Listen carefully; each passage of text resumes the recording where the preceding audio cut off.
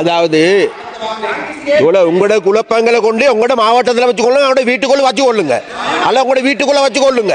சரியா?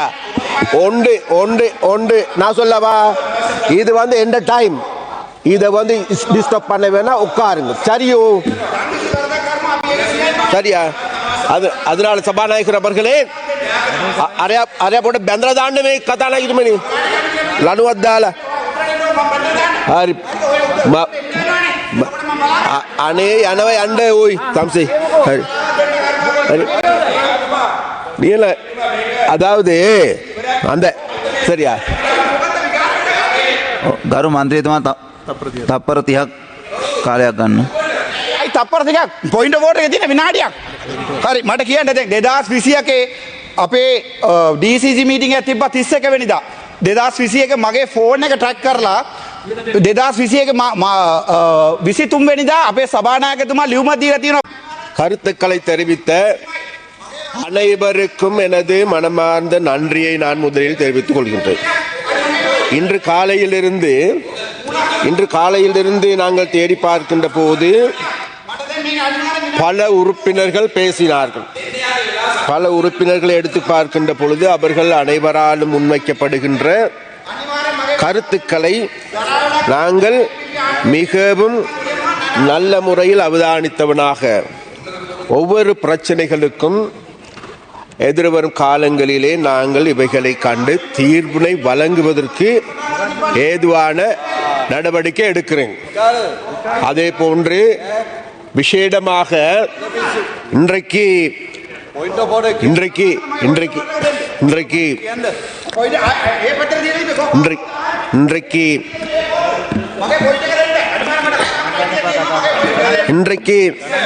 விசேடமாக இன்றைக்கு இந்த காலையிலிருந்து இடம்பெற்ற இந்த விவாதத்தின் பொழுது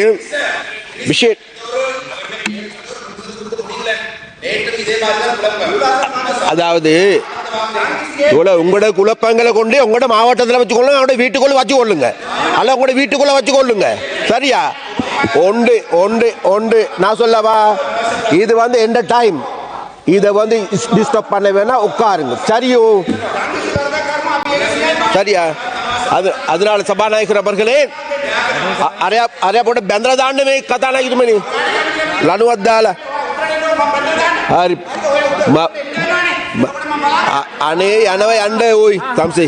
හරි හරි நீல அதாவது அந்த சரியா ගරු මන්ත්‍රීතුමා තප්පර 30ක් කාලයක් ගන්න. අයි තප්පර 30ක් පොයින්ට් ඕෆ් ඕඩර් එකේ තියෙන විනාඩියක්. හරි මට කියන්න දැන් 2021 අපේ DCC මීටින් එකක් තිබ්බා 31 වෙනිදා. 2021 මගේ ෆෝන් එක ට්‍රැක් කරලා 2021 23 වෙනිදා අපේ සභානායකතුමා ලියුමක් දීලා තියෙනවා පොලිසියට මාව අරස් කරන්න කියලා. හැබැයි මට දැනුවත් කරලා නැහැ. එදා දවසේ ඉඳන් අපේ සභානායකතුමා කරන්නේ ඕගොල්ලෝගේ මේ ප්ලෑන් එක තමයි මේවා කරන්නේ. ඒක සම්පූර්ණම වැරදි. පොයින්ට් ඕෆ් ඕඩර් එකක් නෑ. ගරු ඇමතුමා කතාව කරගෙන යන්න.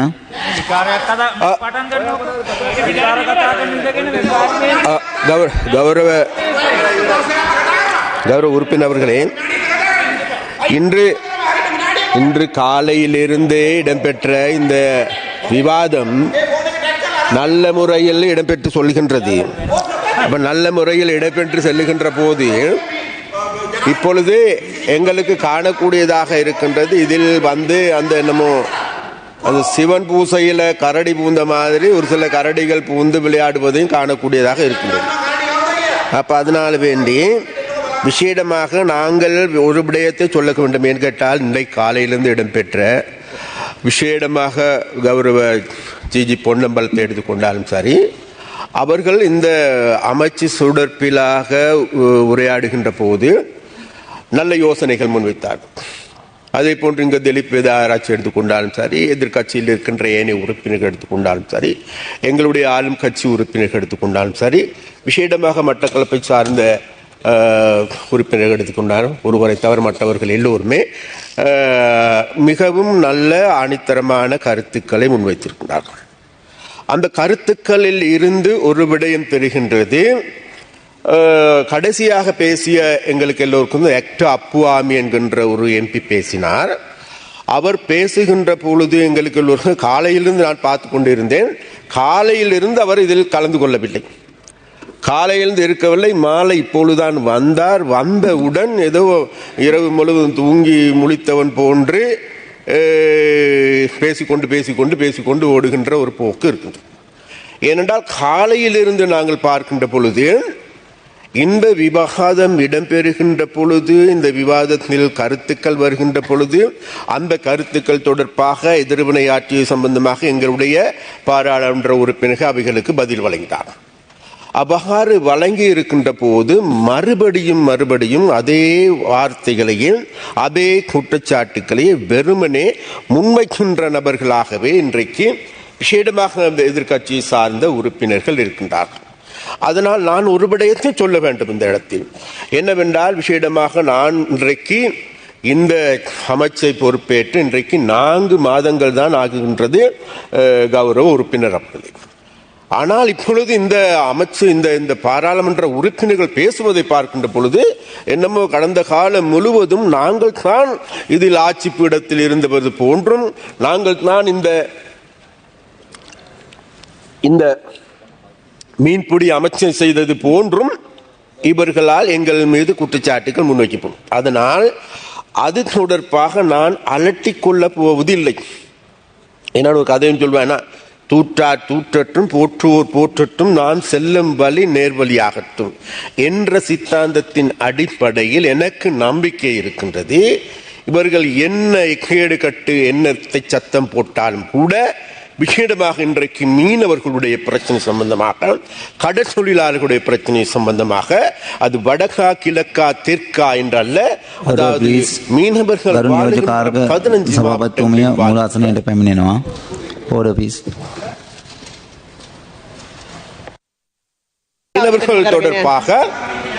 மீனவர்கள் தொடர்பாக மிக ஆழமான தேடலை நாங்கள் செய்து வருகின்றோம். கடந்த 4 மாதங்களாக இங்கு இருக்கின்ற உறுப்பினர்கள் ஒரு விடயத்தை தெரிந்து கொள்ள வேண்டும். இந்த அமைச்சை நாங்கள் பொறுப்பேற்கின்ற பொழுது, அதாவது சிஎஃப்சி என்கின்ற சிலோன் பிஷரிஸ் கோர்பரேஷன் எடுத்துக்கொண்டாலும் சரி, நெக்னா நிறுவனத்தை எடுத்துக்கொண்டாலும் சரி, சீனோர் எடுத்துக்கொண்டாலும் சரி, நோத்னி எடுத்துக்கொண்டாலும் சரி, எங்களின் கீழ் இயங்குகின்ற, எங்களுடைய அமைச்சின் கீழ் இயங்குகின்ற 6க்கு அதிகமான நிறுவனங்கள் இருக்கின்றது. அந்த அனைத்து நிறுவனங்களுடைய செயற்பாடுகளையும் மீளாய்வு செய்து அங்கிருக்கின்ற அதிகாரிகளோடு ஆழ்ந்த உரையாடலை செய்து அவர்களோடு சேர்ந்து இன்றைக்கு நாங்கள் இந்த மீன்பிடி துறையை, கடல் தொழிலை கட்டியெழுப்புவதற்கான புதிய வேலை திட்டத்தை நாங்கள் தயாரித்திருக்கோம். அப்ப அந்த வயல் திட்டத்தை தேடுகின்ற போது எங்களுக்கு தெரிகின்றது, இந்த நிறுவனங்கள் அனைத்துமே இன்றைக்கு உடைந்து விழுந்து சீரழிந்து போன ஒன்றாகவே இருக்கின்றது. நாங்கள் சொல்லுகின்றோம், இலங்கையை சுற்றி 200 மைல் கடல், விசாலமான கடல் இருக்கின்றது, கடலில் மீன்கள் இருக்கின்றது, ஆனால் எங்களுக்கு சாப்பிடுவதற்கு மீன் இல்லை என்கின்ற குற்றச்சாட்டை நாங்கள் ஒவ்வொரு நாளும் சொல்லிக் கொண்டு வருகின்ற ஒரு விடயம் இருக்கின்றது. ஆனால் நாங்கள் தேடி பார்க்கின்ற பொழுது அதற்கே உரிய அமைச்சுக்கள் இருந்தது, நிறுவனங்கள் இருந்தது. அந்த நிறுவனங்கள் ஊடாக இந்த செயற்பாடுகளை நல்ல முறையில் இது நாள் வரைக்கும் இருந்தவர்கள் முன்னெடுத்தார்களா என்று தேடி பார்க்கின்ற பொழுது மிகவும் கவலையாக இருக்கின்றது. பிரதி குழுக்களின் தவிசாளர் அவர்களே, எங்களுடைய ஒவ்வொரு நிறுவனங்களை நாங்கள் தேடி பார்க்கின்ற பொழுது 1000 மில்லியனுக்கு அதிகமாக கடன் பொறியில் சிக்கி கிடக்கின்றது. 600 மில்லியனுக்கு அதிகமாக வாங்கி, அதாவது தொழிலாளர்களுக்கு வழங்க வேண்டிய இபிஎஃப் நிதியை கூட செலுத்த முடியாத நிலைக்கு தள்ளி வைத்திருக்கின்றார்கள். வாங்கிய கடனும் வாங்கியிருக்கின்றார்கள், வங்கியில் கடனும் பெற்று கடனையும் திருப்பி செலுத்த முடியாத ஒரு நிறுவனங்களாகவே இன்றைக்கு இந்த நிறுவனங்கள் இருக்கின்றது. அந்த வகையில் நாங்கள் ஒரு விடயத்தை சொல்லிக் கொள்ள வேண்டும். இந்த நிலையில் இருந்து எங்களுடைய இந்த மீன்பிடித்துறை அமைச்சை கட்டியெழுப்ப வேண்டிய தேவை, கடப்பாடு எங்களுக்கு இருக்கின்றது. அந்த கடப்பாட்டின் பொழுது இங்க இருக்கின்ற ஒவ்வொரு உறுப்பினர்களும் சுட்டிக்காட்டியது போன்று இந்த நாட்டில் இருக்கின்ற மக்கள் எங்களுக்கு பெருவாரியான வாக்குகளை அளித்தது உண்மை. அது விசேடமாக வடக்கில் இருக்கின்ற மீனவர்கள் மீன்பிடி வாழ்கின்ற மக்கள், கடற்தொழிலாளர்கள் பெருவாரியான ஆதரவை கொடுத்தது உண்மை. நாங்கள் மீண்டும் இந்த இடத்தில் சொல்லுகின்றேன், கௌரவ பிரதி குழுக்களின் தவிசாளர் அவர்களை இந்த சபையில் இருந்து சொல்லுகின்றேன், அந்த மீனவ மக்கள் எங்கள் மீது வைத்த நம்பிக்கைக்கு கடுகளவேனும் தீங்கு விளைவிக்க மாட்டோம் என்கின்ற உறுதிமொழியை இந்த பாராளுமன்றத்தில் இருந்து வடக்கில் வாழ்கின்ற மீனவர்களுக்கு நாங்கள் சொல்லுகின்றோம். ஏனென்றால் வடக்கில் வாழ்கின்ற மீனவர்களோடு மற்றவர்கள் போன்று சும்மா ஓடி விளையாடுகின்ற விளையாட்டு பிள்ளைகள் அல்ல. நாங்கள் அங்கிருக்கின்ற மக்களோடு, மீனவர்களோடு நேரடியாக சென்று வாழ்கின்றவர்கள். அங்கிருக்கின்ற மீனவர்களோடு சென்று ஒன்றாக அவர்களுடைய சாப்பாட்டையா அவர்களுடைய தேநீரையா அருந்தி அவர்களோடு வாழ பழகி இருக்கின்றவர்கள். அந்த வகையில் விசேடமாக இன்றைக்கு வடக்கில் வாழ்கின்ற மீனவர்கள் அவர்களுடைய பிரச்சனைகளை நல்ல முறையில் நாங்கள் இனக்கண்டு கொண்டிருக்கின்றோம். அந்த மீன்பிடித்துறையை கட்டி எழுப்புவதற்கு இன்றைக்கு எங்களுக்கு தேவைப்படுகின்ற அந்த அடிக்கட்டுமான வேலைகள் அனைத்தையும் செய்வதற்கு இது எனக்கு போதிய நேரம் இல்லை. இருந்தாலும் படிப்படியாக ஒவ்வொரு விடயங்களை நாங்கள் எங்களுக்கு மயில்ட்டை துறைமுகத்தை எடுத்துக்கொண்டாலும் சரி, எங்களுடைய பாயிண்ட் பீடு துறைமுகத்தை எடுத்துக்கொண்டாலும் சரி, மன்னாரில் இருக்கின்ற பேசாலை துறைமுகத்தை எடுத்துக்கொண்டாலும் சரி, முல்லைத்தீவில் இருக்கின்ற துறைமுகங்கள் எடுத்துக்கொண்டாலும் சரி, எல்லா துறைமுகங்களையும் பேசாலை, அதாவது விசேடமாக முல்லைத்தீவு மாவட்டத்தை எடுத்துக்கொண்டால் எங்களுக்கு எல்லோருக்கும் வட்டுவாகல் பாலம் என்பது தொழில் பிடிப்பதற்கு நல்லது ஒரு இடம், நல்லது ஒரு குளம் என்பது எல்லோருக்கும் நன்றாக தெரியும். அந்த இடத்தை புனர் நிர்மாணம் செய்கின்ற வேலையை நாங்கள் முன்னெடுத்து வந்திருக்கின்றோம். அது மாத்திரமல்ல பிரதி குழுக்களின் தவிசாளர் அவர்களே, இன்றைக்கு அது மாத்திரமல்ல, நேற்று முதல் நாள் எங்களுடைய அமைச்சின் கீழ் நாங்கள் மாவட்டங்களில், அதாவது 9 மாகாணங்களில் இருக்கின்ற மாகாண செயலாளர்களை அழைப்பித்து அந்தந்த மாகாணங்களில் இருக்கின்ற பிரச்சனை தொடர்பாக அந்தந்த மாகாணங்களில் மீன்பிடி துறையை கட்டி எழுப்புவதற்கு, அது நன்னீர் பிடிக்கான் அல்லது ஏனைய அலங்கார மீன்பிடி துறையால் இவைகளை கட்டி எழுப்புவதற்கு ஏதுவான நடவடிக்கைகள் எப்படி எடுக்க வேண்டும் என்று அவர்களோடு ஆழ்ந்த உரையாடலை செய்தோம். அதன் பொழுது எனக்கு ஒரு உண்மை தெரிய வருகின்றது. வேறுமில்ல, இந்த கடல் தொழில்துறையை மாத்திரம் சரியான முறையில் கட்டி எழுப்புவோமாக இருந்தால் எமது நாட்டை இதைவிட ஒரு மாற்றமான இடத்திற்கு கொண்டு செல்ல முடியும் என்கின்ற திடமான நம்பிக்கை எங்களுக்கு இருக்கின்றது. அந்த நம்பிக்கையின் அடிப்படையில் கௌரவ ஸ்ரீ நேசன் அவர்கள் கேட்டுக்கொண்டது போன்று நாங்கள் மட்டக்களப்பு மாவட்டத்திற்கும் அம்பாறை மாவட்டத்திற்கும் திருகோணமலை மாவட்டத்திற்கும் அண்மையில் செல்ல முடியாது போய்விட்டது. நிச்சயமாக அங்கிருக்கின்ற மீனவர்களையும் சந்திப்பதற்கும் அங்கிருக்கின்ற மீனவர்களை கண்டு அவர்களுடைய பிரச்சனைகளை ஆராய்வதற்கும், அது மாத்திரமல்ல அந்த பிரச்சனைகளை தீர்ப்பதற்கு எங்களால் இயன்ற உயர்ந்த பட்ச ஒத்துழைப்பை வழங்குவதற்கும் நாங்கள் தயார் என்பதை இந்த இடத்தில் கூறிக்கொண்டு, அதே போன்று இந்த அமைச்சு தொடர்பாக நாங்கள் பேர்க்கின்ற போது இந்த வரவு செலவு திட்ட விவாதத்தின் போது எங்களுடைய அமைச்சில் இருக்கின்ற செயலாளர்கள், அதில் இருக்கின்ற பணிப்பாளர்கள், அதில் இருக்கின்ற டிஜி ஜெனரல் எல்லாரும் எடுத்துக்கொண்டாலும் கூட அனைவருடைய ஒத்துழைப்பு மிக அபரிமிதமாகவே எங்களுக்கு கிடைக்கும். அதனால் முதற்கு அவர்களுக்கு எங்களுடைய நன்றியை நாங்கள் தெரிவித்துக் கொள்கின்றோம். கௌரவ பிரதி குழுக்களின் தவிசாளர் அவர்களே, இந்த அமைச்சு என்பது முக்கியமான அமைச்சு என்பதில் எந்த வாத விவாதங்களும் கிடையாது. இன்று காலையிலிருந்து கருத்துக்களை தெரிவித்த அனைத்து பாராளுமன்ற உறுப்பினர்கள், அது எதிர்க்கட்சியாக இருந்தாலும் சரி, அதே போன்று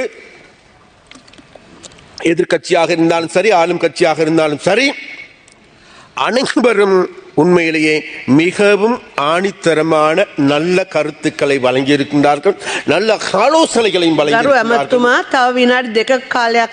அந்த வகையில் விசேடமாக நான் ஒரு விடயத்தை மாத்திரம் கடைசியாக சொல்லிக்கொள்ள வேண்டும்.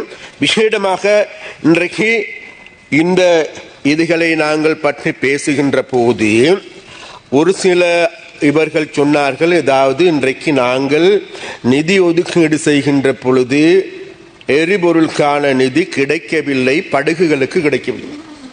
அதில் முற்றிலும் பொய்யான தகவல்.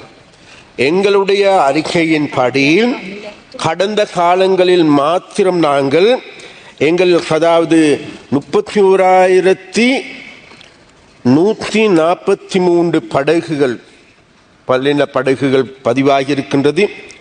அதில் அவைகளுக்கு நாங்கள் தேடி பார்க்கின்ற பொழுது அதாவது 8 மில்லியனுக்கு அதிகமான ரூபாய் நாங்கள் அதாவது மானியமாக வழங்கியிருக்கின்றோம். அப்போ அது மேலும் மானியம் வழங்குவதற்கு நாங்கள் தயாராக இருக்கின்றோம். மானியம் வழங்குகின்ற பொழுது ஒரு பிரச்சனை இருக்கின்றது. அதாவது மானியம் வழங்குகின்ற போது அந்த மானியங்களை பெற்றுக்கொள்வது மாத்திரமல்ல, அவர்கள் மாதாந்தம் புதுப்பிக்க வேண்டிய தேவை இருக்கின்றது. அந்த புதுப்பிக்காததன் காரணமாக இன்றைக்கு பல்வேறு தடைகள் ஏற்பட்டிருக்கிறது தெரிகின்றது. அது மாத்திரமல்ல, இந்த கணக்கு வழக்கு வங்கிகள் ஊடாகவே இடம்பெறுகின்றது. நாங்கள் வங்கிகளுக்குத்தான் எங்களுடைய பணத்தை அனுப்பி வைக்கின்றோம். அந்த வங்கிகளுக்கு அனுப்புகின்ற பொழுது அவர்களால் வழங்கி இருக்கின்ற அந்த அவர்களுடைய கணக்கு இலக்கங்களில் பல்வேறு குறைபாடுகள் காணக்கூடியதாக இருக்கின்றது. அந்த கதை நாங்கள் நிவர்த்தி செய்து கொண்டு சொல்லுகின்றோம். அந்த குறைபாடுகளின் காரணமாக மறுபடியும் நாங்கள் அவர்களை தொடர்பு கொள்ள வேண்டியிருக்கின்றது, மறுபடியும் புதுப்பிக்க வேண்டியிருக்கின்றது. அவ்வாறான ஒரு சிலருடைய காலதாமதங்கள் இருக்கின்றதை தவிர வேறு எதுவும் கிடையாது. அந்த வகையில் விசேடமாக நாங்கள் இந்த பிரச்சனையை கூடுதலான கவனத்தை எடுத்திருக்கின்றோம். அது மாத்திரமல்ல, மேலும் மில்லியன் 3000க்கு அதிகமான மில்லியன் ரூபாய் மிச்சம் இருக்கின்றது. அந்த பணத்தையும் நாங்கள் எதிர்வரும் காலங்களில் இதே மீனவர்களுக்கு, இதே மீன்பிடியில் ஈடுபடுகின்ற படகுகளுக்கு எரிபொருள் மானியமாக வழங்குவதற்கு நாங்கள் தீர்மானித்திருக்கின்றோம் என்பதை இந்த சபையில் நாங்கள் சொல்லிக்கொள்ள வேண்டும்.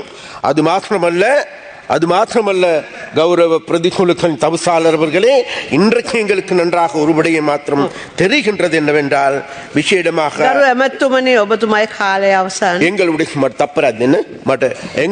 எங்களுடைய விசேடமாக நாங்கள் ஒரு விடயத்தை கடைசியாக சொல்லிக்கொள்ள வேண்டும்.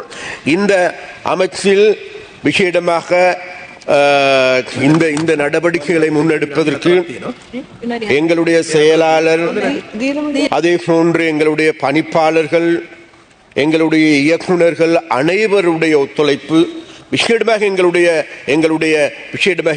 ஊழியர்களுடைய ஒத்துழைப்பு அபரிமிதமாக கிடைத்தது. அதனால் அவர்களுக்கும் எங்களுடைய மனமார்ந்த நன்றியை நாங்கள் தெரிவித்துக் கொள்கின்றோம். அதே போன்று எங்களுடைய பிரதி அமைச்சர் இது தொடர்பாக இரவு பகலாக செயற்பட்டு இருக்கின்றார் என்பது இந்த இடத்தில் சுட்டிக்கொண்டு கொண்டு, விசேடமாக எங்களுடைய உறுப்பினர்கள் அனைவரும் ஒன்று சேர்ந்து விசேடமாக இன்றைக்கு இருக்கின்ற இந்த 2 அமைச்சுக்கள் பேசப்பட்ட போதிலும் கூட நாங்கள் எங்களுடைய அமைச்சு என்பது நாங்கள் எல்லோரும் ஒன்று சேர்ந்து இருக்கின்ற அமைச்சு. அதே போன்று கடைசியாக ஒரே ஒரு வார்த்தை எங்களுடைய கலப்பத்தி தோழர் அவர்களை பற்றி, எம்பியை பற்றி பலர் எங்கள் இடத்துல குற்றச்சாட்டுகளை முன்வைத்தார். நான் ஒரு விடயத்தை சொல்லுகின்றோம். கலப்பத்தி என்பவர் கலப்பத்தி கிழக்கி அன்னை அப்பி ஐயா கெனைக்குவாய் எமனிசா එයාට අපි ආදරේ, එයා අපිත් එක්ක එකතු වෙලා ඉන්නේ, එයා අපිත් එක්ක වැඩ කරන්නේ. අනිත් එක ඒ නිසා මේ කවුරුහරි හිතනවනම් ගලපති අයියා කොටලා මේ ප්‍රශ්න වෙනස් කරන්න පුළුවන්. ඒ වන වෙන්නේ නැහැ. ගලපති කියන්නේ ගලක් වගේ මිනිස්සු. ඒ නිසා අපි එයාට හැමදාම ආදරේ, එයා හැමදාම අපිට මඟ පෙන්වන නායකයෙක් කියලා කියා ගන්න ඕන. ඒ නිසා බොහොම ස්තුතියි කියලා. ගරු උපාලි පන්නිලගේ ඇමතුමා